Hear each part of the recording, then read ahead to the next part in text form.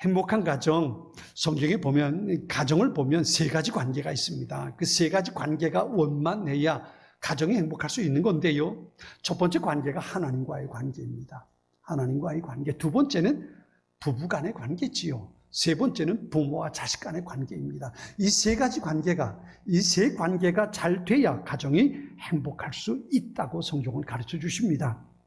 행복한 가정 첫 번째 관계를 살펴볼까요? 하나님을 섬기는 가정입니다. 오늘 1절에 이렇게 말씀하셔요.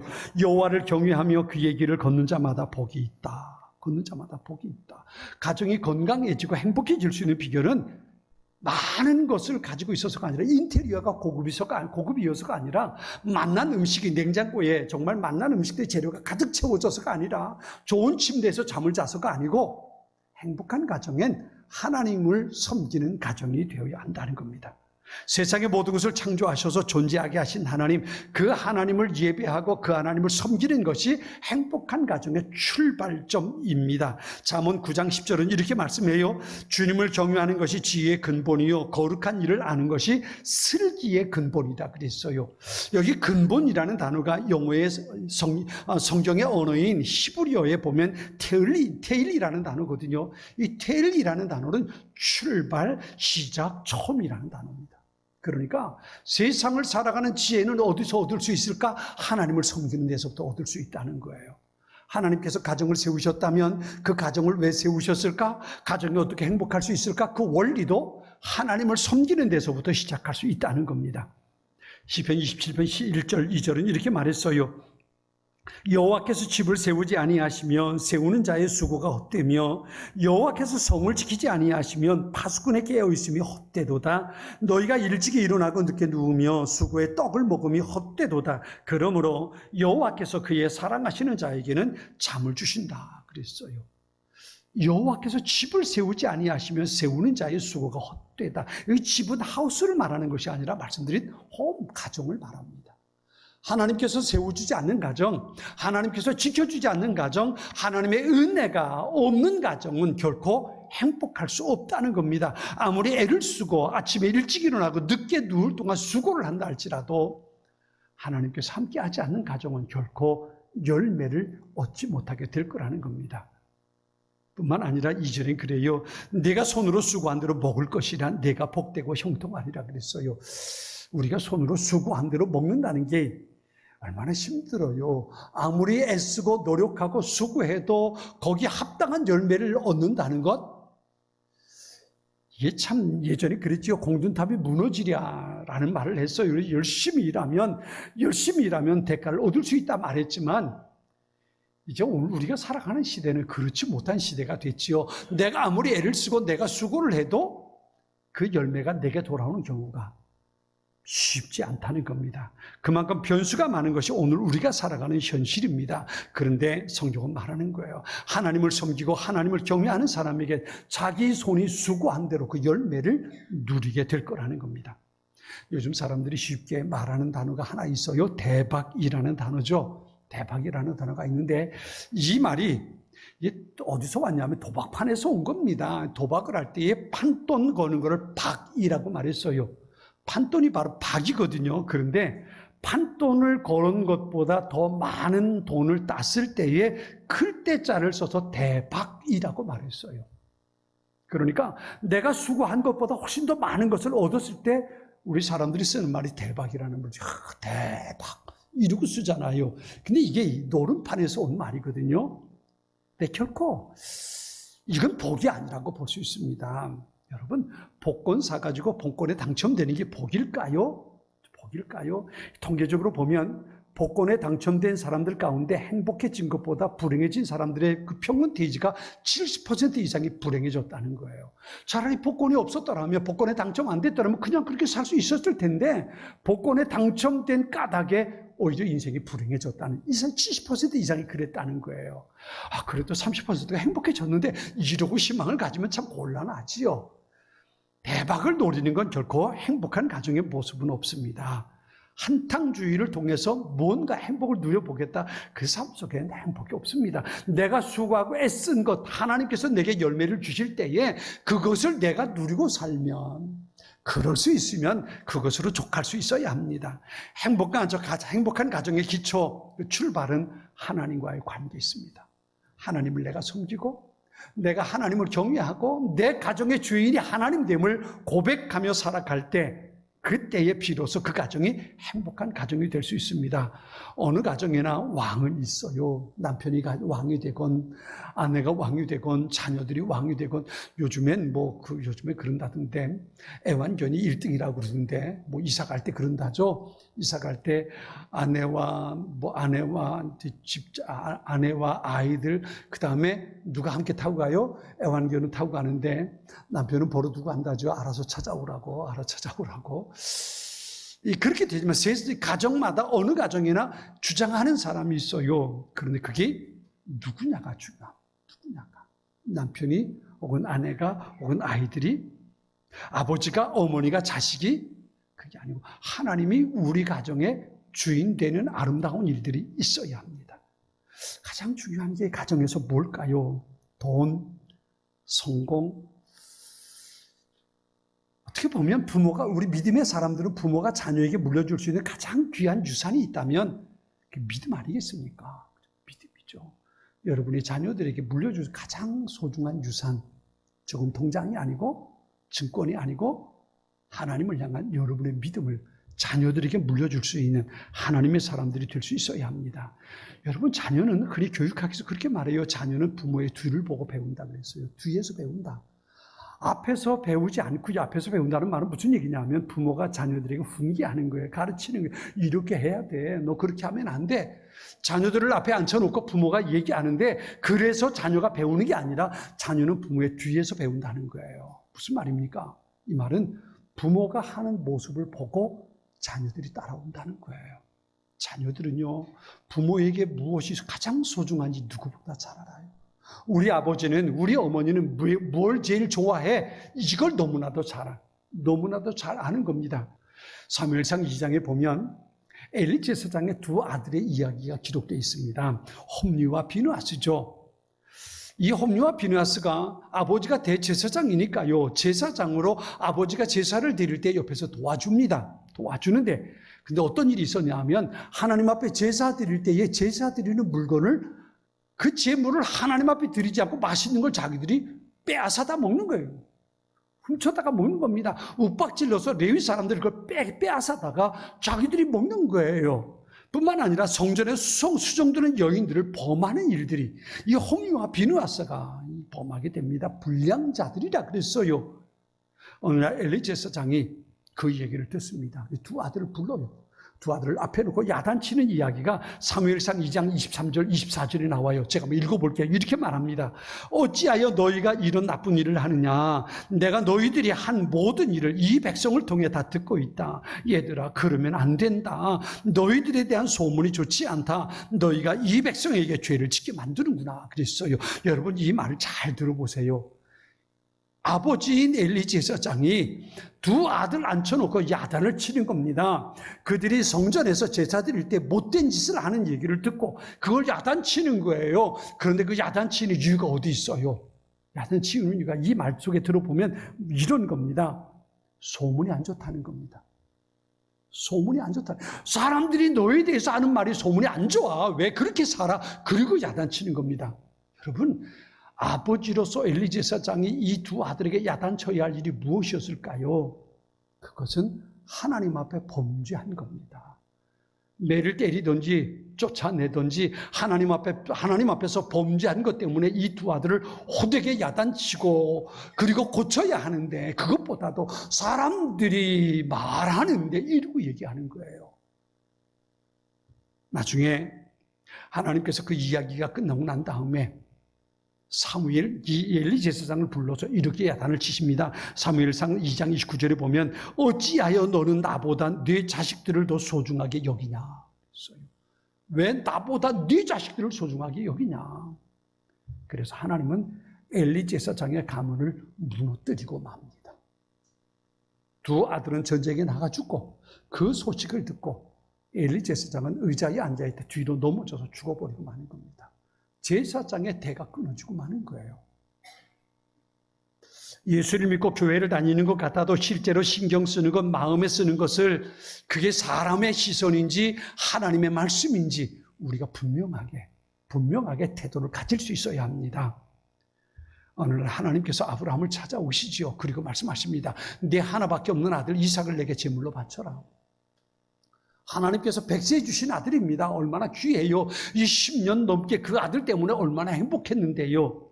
하나밖에 없던 아들 이스마엘은 내 보냈어요. 그리고 이제 이삭만 남았단 말이에요. 얘가 내 삶의 소망이고 꿈이란 말이에요. 이게 아브라함이 가지고 10년 넘게 살았어요. 얼마나 꿈 같은 세월이겠습니까? 그런데 그 세월이 지나고 나서 하나님 찾아오셔서 말씀하시는 거예요. 내 아들 이삭, 내 독자, 그 아들을 내게 제물로 바쳐라.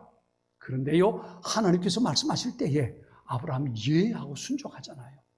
하나님께서 말씀하신 그 다음날 새벽 일찌감치 일어나서 두 종을 데리고 이삭을 데리고 하나님께서 말씀하시는 곳으로 3일 길을 걸어가서 아모리 땅에 있는 한 산에 올라가서 이삭을 제물로 바치잖아요.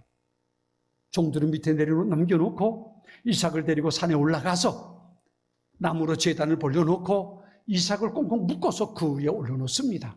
칼을 들어서 이삭을 죽이려고 찔러 죽이려고 할 때에 하나님께서 다급하셔서 아브라함을 부릅니다. 창세기 22장 12절 이렇게 말씀하세요. 그 아이에게 손을 대지 마라. 그 아이에게 아무 일도 하지 마라. 내가 너의 아들, 너의 외아들까지도 내게 아끼지 아니하니 내가 하나님을 두려워하는 줄 내가 이제 알았다. 무슨 말이에요? 네가 백세에 낳은 아들 이삭, 그 이삭을 나보다 더 사랑하지 않는다는 것, 이삭이 아니라 나를 더 사랑하고 나를 두려워한다는 것을 내가 이제 알았다. 그 아들에게 손대지 마라. 하나님께서 아브라함을 불러 세우셨던 겁니다. 행복한 가정의 비결은 하나님을 왕으로 섬기는 가정입니다. 그 가정에 하나님께서 복을 주시고 그 가정을 하나님께서 지켜주시고 그 가정에 하늘의 은혜를 베풀어 주시는 겁니다. 우리 여의도 제1의 가족들이 하나님을 가정의 주인으로 섬기는, 그래서 하나님의 특별한 은혜 가운데 살아낼 수 있는 행복한 가정들 될 수 있기를 축원합니다. 그렇게 행복한 가정의 비결은 하나님과의 관계입니다. 하나님을 섬기는 가정, 그 가정이 복이 있는 겁니다. 두 번째 관계는 부부 간의 관계입니다. 오늘 3절에 이렇게 말해요. 네 집 안방에 있는 내 아내는 결실한 포도나무 같다 그랬어요.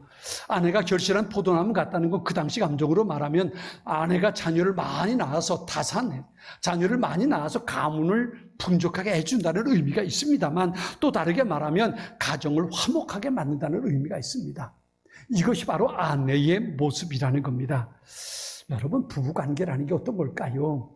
창세기 1장에 보면 하나님께 세상의 모든 것을 창조하실 때에 매일매일 반복하셨던 말씀이 있어요. 그게 뭐냐면 하나님 보시기에 좋았더라라는 말이에요.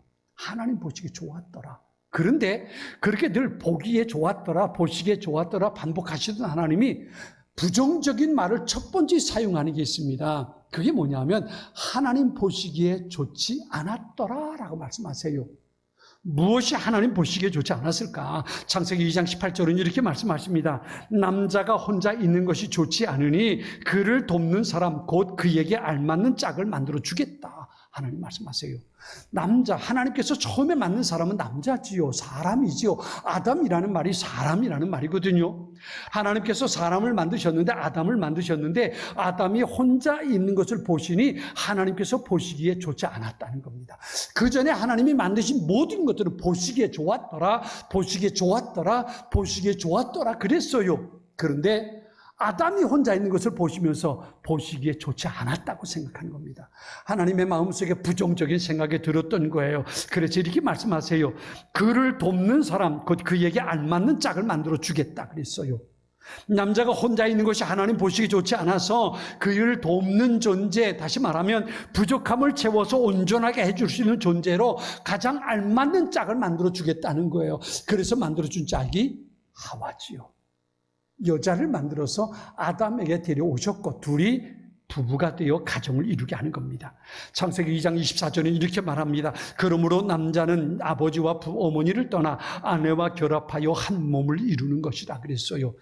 되게 현우씨 주류할 때 이 말을 많이 씁니다만 여기 중요한 게 아버지와 어머니를 떠나 아내와 결합하여 한 몸을 이룬다는 겁니다. 이건 단순하게 육체적인 결합만을 말하는 게 아닙니다. 남자가 혼자 있는 것이 부족하기 때문에 뭔가 부족하기 때문에 그 부족함을 채워줄 수 있는 존재로 여자를 주님께서 허락해 주셨고 둘이 부부가 되었을 때에 온전하게 짝을 이룰 수 있다는 겁니다. 부족한 것이 채워진다는 거예요. 이게 행복한 가정을 이루는 두 번째 관계의 모습입니다. 세 번째 관계는 부모와 자녀의 관계가 좋은 가정이 행복한 가정입니다. 오늘 본문의 3절은 그렇게 말해요. 내 식탁에 둘러앉은 자녀들은 어린 감람나무 같으리로다 그랬어요. 부모와 자녀가 각기 몫을 감당하고 서로의 도리를 지킬 때 아름다운 가정이 될 수 있겠지요. 여기 오늘 본문엔 자녀를 어린 감람나무라 그랬어요. 이 감람나무라는 말을 다르게 번역한 성경은 뭐라고 번역했냐면요. 이것을 이렇게 말합니다. 올리브 나무의 새싹들이라고 번역했어요. 올리브 나무의 새싹들. 이거 다시 말하면 그루터기에서 자라난 새싹을 말합니다. 여기에는 어떤 의미가 담겨 있냐면요. 대를 이어간다는 의미가 있어요. 그루터기로 끝나면 대가 끊어지는 겁니다. 그런데 나로부터 새로운 생명이 나와서 대를 이어가게 하는 거예요. 이게 자식이에요. 그러니 자식이 얼마나 고마워요. 나로 인해서 모든 것이 끝날 수 있는데 나의 전통, 나의 가문을 이어가게 해주는 것이 바로 아이란, 자녀란 말이에요. 그러니 얼마나 귀합니까? 나무의 그루터기로부터 새롭게 나오는 새싹, 이게 바로 어린 감람나무입니다. 시편 127편 3절은 이렇게 말해요. 자식들은 여호와의 기업이요 태의 열매는 그의 상급이라 그랬어요. 자식은 하나님께서 우리에게 주신, 부모에게 주신 선물이라는 겁니다. 그래서 자식은 부모의 소유가 아니에요. 내 자식이 아닙니다. 물론 내가 책임져야 할 자식이지만 내 소유가 아니라는 거예요. 하나님께서 내게 주신 선물이고 하나님께서 내게 주신 선물인데 왜 주셨는가? 내 삶 속에 하나님께서 주신 기쁨을 묻혀서 그 자녀들을 우리에게 선물로 주신 거예요. 여러분, 민수기를 우리가 생명의 삶을 통해서 요즘 보고 있는데요. 출애굽해서 광야 40년 동안 살면서 그 다음에 이제 가나안 땅을 들어가는 걸 앞에 두고 있는데 근데 40년 동안 광야 생활하는 그 이스라엘 백성들을 보세요. 조금만 문제만 생기면 하나님 왜 이래요? 하나님 도와주세요. 이러면 우리가 어떻게 살아요? 그리고 하나님 앞에 불평, 원망 쏟아놓는 이스라엘의 모습을 우리가 민수기를 통해서 계속 보고 있잖아요. 그렇죠? 그들을 어떻게 애굽에서 데리고 나왔는데 이 40년 동안 하나님께서 어떻게 그들을 데리고 계셨는데 말이죠. 어떤 은혜를 베풀어 주셨는데 지금도 조그만 문제가 생기면 하나님 말이에요. 이러고 대들고 있는 이스라엘의 모습을 우리가 볼 수 있잖아요. 그제만 봐도 그런 거 봤잖아요. 그저 광야로 이렇게 하나님 데리고 간다고 도대체 이를 왜 데리고 나왔어? 심지어 만나를 뭐라고 말해요? 만나를 뭐라고 그랬습니까? 야채는 음식, 맛도 없고 영양가도 없는 이딴 음식을 왜 줘가지고 먹게 하느냐고. 하나님께서 40년 동안 주어서 먹게 한 음식인데 말이에요. 그걸 가지고 하찮은 음식이라고, 맛도 없다고 말이지요. 그리고 하나님 앞에 불평 쏟아놓는 이스라엘. 그 모습 보면 한쪽으로 열불이 나요. 도대체 이놈들이 도대체 어떻게 사는 놈들이길래. 그런 생각이 들면서도 한편 어떤 생각이 듭니까? 이게 우리의 모습 아닐까? 우리의 모습 아닐까? 하나님께서 우리를 보시고 감사할 줄 모르는, 끊임없이 하나님 이거 어떻게 하면 좋아요? 하나님 이게 더 필요한데요? 하나님 이거 좀 도와주세요. 평생을 하나님의 은혜 가운데 살아왔는데 여전히 하나님 앞에 그렇게 쏟아놓는 우리의 모습을 보면서 하나님 그러지 않겠습니까? 이게 자녀를 키우는 부모가 그 속에서 발견할 수 있는 하나님의 마음이기도 합니다. 그래. 이게 하나님의 마음이지. 그죠?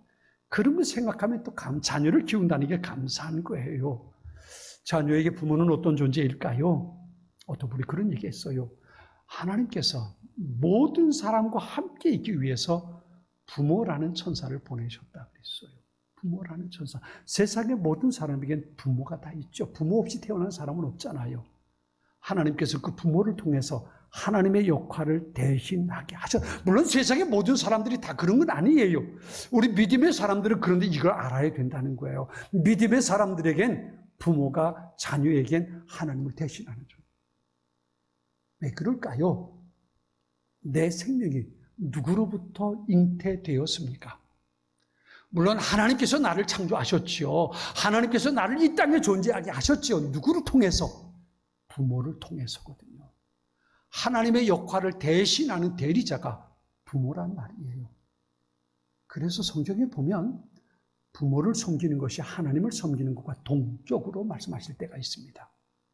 부모를 공경하는 것, 에베소 6장 2절 3절에 이렇게 말씀하세요. 십계명에도 내 부모를 공경하라고 하였습니다. 이것은 약속이 보장된 첫 계명입니다. 그 약속은 네가 하는 일이 다 잘 되고 이 땅에서 장수할 것이라는 것입니다. 그랬어요.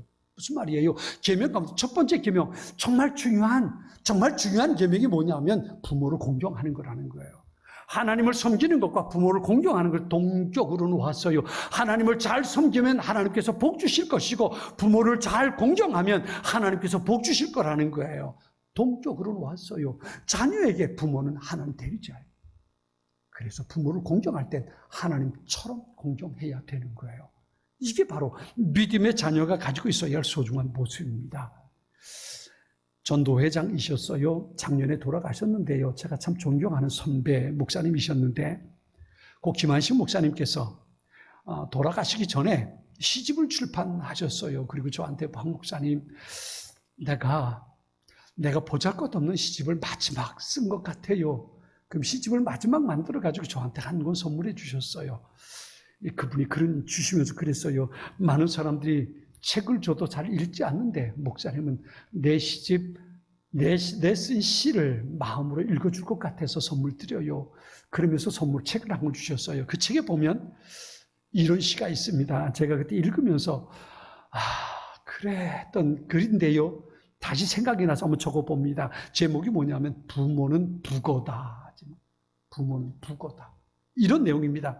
얼마나 짜디짠 세월이던가 물살을 해가르고 떠밀리다가 뼛속까지 간이 든 채 고즈넉히 누운 모습, 거무스름이 닳고 발에 쪼그라진 껍질, 온기 가진 몸뚱이는 눈마저 감지 못하였다. 부모는 부고다. 방망이로 얻어맞아 으깨진 바싹 마른 명태다. 못된 자식들은 밤새 진탕 퍼마시고 속풀이 한답시고 붕어 가슴 북북 찢어 국을 끓인다. 다음 날의 술판을 또 꿈꾸며 부모는 부고다. 굳은 속살 뜯기고 뜯겨 따끈한 국밥으로 우러나 오늘 아침도 자식 밥상에 오른 부모는 부고다. 참 부고, 참 우리 다 잘 아는 건데요. 부모의 마음을 그 부고 거기에 비유를 해서 시를 썼어요. 부모의 모습이 이러지 않을까? 그 시를 읽으면서 그런 감정을 가져봤어요. 하나님께서 이 땅에 세운 기관이 둘이 있다고 말씀을 드렸습니다. 가정과 교회입니다. 이 두 기관이 건강하고 행복해야 세상이, 사회가 건강합니다. 그렇기 때문에 악한 사탄이 이걸 알고 이 두 기관, 가정과 교회를 무너뜨리기 위해서 수단과 방법을 가리지 않고 지금도 공격하는 겁니다. 어느 분이 가정과 교회는 천국의 지점이라고 말했어요. 가정과 교회에서 천국을 경험하지 못한다면 어디에서도 천국의 소망을 갖지 못한다는 겁니다. 가정이 무너지면 사회가 무너지는 겁니다. 하나님께서 세우신 우리의 가정과 교회 지키기 위해서 우리 힘쓰고 헌신해야 합니다. 천국은 멀리 있는 것이 아닙니다.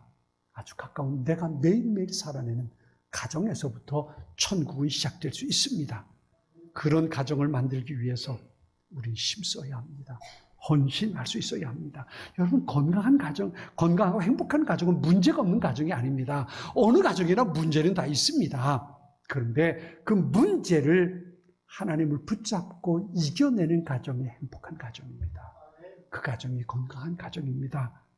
우리 여의도 제1의 모든 가정들이 하나님과의 관계에서 출발해서 부부의 관계가, 부모와 자녀의 관계가 더욱 건강하고 성경적인 원리 가운데 든든하게 세워져 있어서 하나님께서 주시는 행복한 가정의 모습을 만들어가는 우리 모두 될 수 있기를 축원합니다. 지금은 선교 헌금 시간입니다. 이 예배를 통해 삶 가운데 은혜와 회복이 충만하시길 간절히 기도합니다.